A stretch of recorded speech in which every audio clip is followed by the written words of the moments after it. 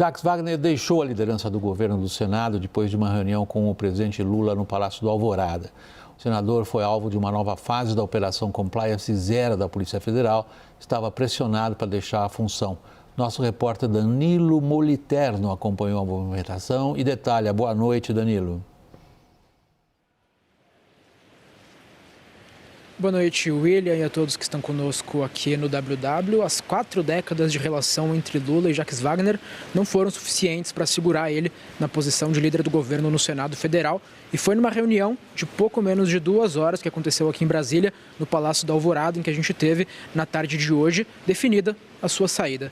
Um pouquinho depois, portanto, dessa reunião, a gente teve Jacques Wagner vindo a público por meio de suas redes sociais, confirmando que sairia da posição da liderança do governo. Ele ali indica que foi uma decisão consensual junto ao presidente Lula e que o racional, a motivação por trás disso seria ele poder focar na sua defesa, no que diz respeito às investigações e também na formação do palanque do presidente Lula na Bahia e, é claro, na sua tentativa também de reeleição ao Senado Federal.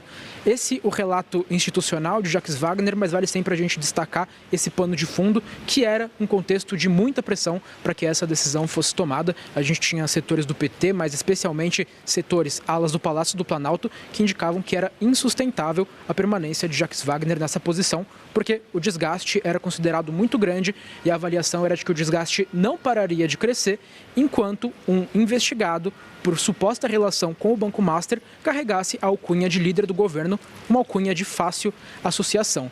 E vale a gente também dizer, essa é uma informação importante, de que Jacques Wagner, apesar de cair por esse fato, por ter sido alvo dessa operação, não vivia um bom momento no que diz respeito à articulação política. Foi há menos de 2 meses que a gente teve a principal derrota do governo no que diz respeito à articulação, com Jacques Wagner sendo considerado um dos principais culpados, que foi a rejeição do nome de Jorge Messias, a sua indicação ao Supremo Tribunal Federal.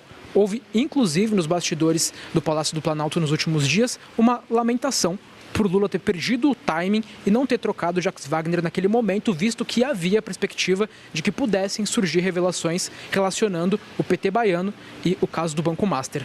E aí, só para a gente finalizar, William, a gente sabe que na vida, mas especialmente aqui em Brasília, as páginas viram muito rápido. E a página atual são especulações aqui em Brasília sobre quem vai assumir essa posição.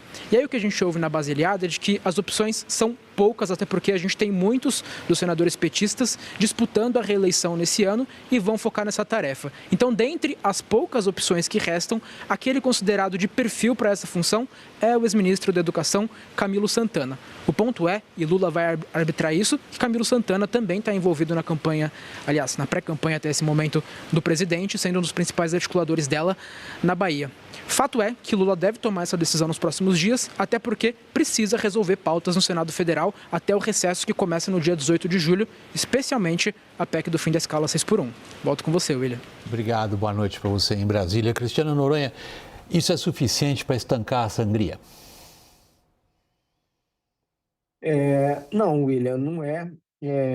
Primeiro porque há informações, né, de que muito provavelmente a gente pode ter divulgação e novas operações também da Polícia Federal envolvendo mais nomes ligados ao presidente Lula da Bahia.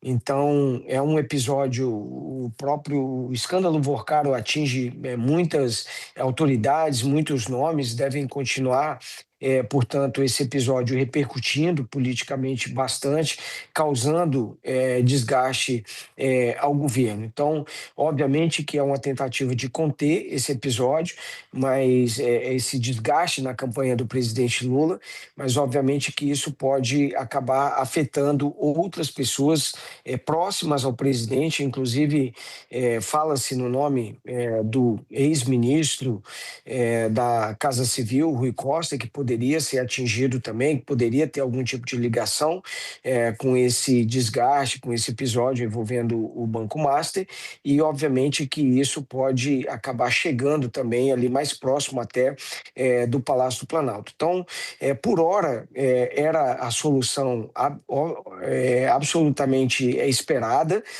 mas a gente precisa aguardar aí os próximos desdobramentos para ver se efetivamente isso acaba não atingindo mais ainda o governo e especificamente o presidente Lula.